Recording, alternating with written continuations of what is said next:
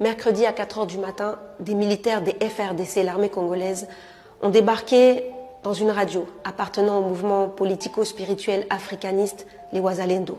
Ils ont tiré à bout portant et en pleine émission sur 6 personnes. Un autre contingent de l'armée congolaise a ensuite débarqué dans le lieu de culte des Wazalendo, où une centaine de membres s'étaient regroupés, avaient passé la nuit, afin de partir tous ensemble à une manifestation pacifique qu'ils avaient prévu de faire ce jour-là. La manifestation n'a jamais eu lieu. Ils ont tiré à bout portant sur les Wazalendo et ceux qui ont tenté de s'enfuir ont été massacrés. Des dizaines de corps, plus de 50, ont été jetés comme des morceaux de viande dans des camions de l'armée.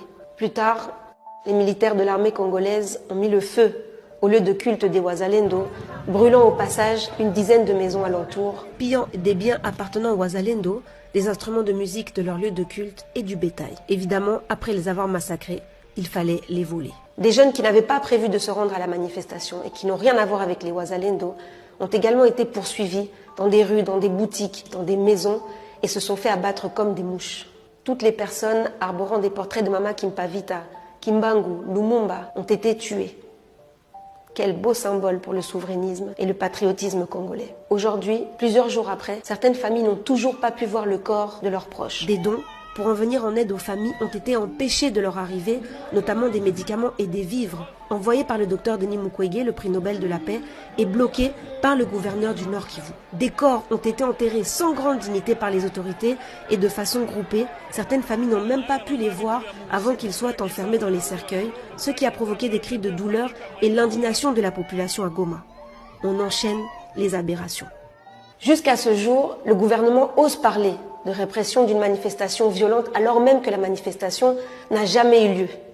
La manifestation prévue ce jour-là et qui avait été interdite par les autorités avait pour but de protester contre la présence des forces onusiennes qui sont là depuis 22 ans et qui n'ont jamais réussi ni de près ni de loin à arrêter les conflits qui rongent la République démocratique du Congo depuis toutes ces années. On est en droit de se demander pourquoi ils sont vraiment là. Et on doit rappeler que cette manifestation avait aussi pour but de dénoncer la présence des forces de l'East African Community que Félix Tshisekedi a fait entrer sur le sol congolais, soi-disant pour nous aider à combattre l'insécurité.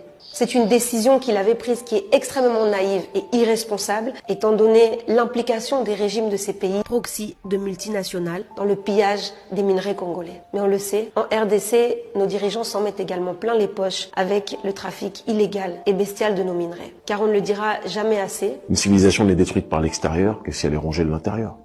Et c'est cette élite-là corrompue qui est le véritable problème. Les Wazalendo ont l'habitude d'organiser des marches pacifistes, des manifestations pacifiquement. La dernière en date, on s'en souvient, c'était le 30 juin, jour d'indépendance du très peu démocratique et très néocolonisé Congo. Ce massacre de Goma, c'est un massacre d'État. Il vient s'ajouter à d'autres crimes impliquant l'État congolais, aux arrestations arbitraires de plusieurs opposants politiques, des journalistes et plusieurs militants de la société civile qui sont aujourd'hui emprisonnés et condamnés à plusieurs années de prison pour avoir exprimé sur la place publique leur opinion. On pense ainsi entre autres aux dernières condamnations en date, notamment le militant de la lucha, King Moïso, condamné à 5 ans de prison, l'artiste Delka, condamné à 10 ans de prison pour avoir critiqué l'état de siège dans une chanson. Notre confrère, le journaliste Tanis Boujakera, détenu depuis plusieurs jours. Le bilan de la société civile sur ce massacre d'État qui a été commis à Goma, il fait froid dans le dos. On parle de 97 personnes tuées, 105 blessés, dont beaucoup n'ont pas encore accès aux soins. Et on parle de plus de 150 personnes qui ont été arrêtées. Un gouvernement qui enchaîne les communications honteuses et humiliantes envers les victimes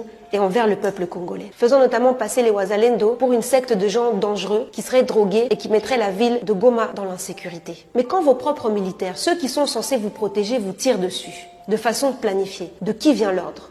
Les autorités militaires de la province du Nord Kivu de la RDC ont des comptes à rendre. Le gouverneur de cette province a des comptes à rendre.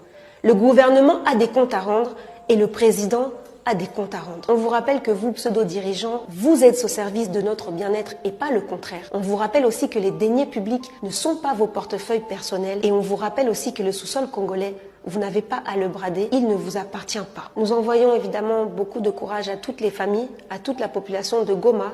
Bandeko, battez-vous, soyez déterminés, intègres et ne laissez jamais personne vous acheter.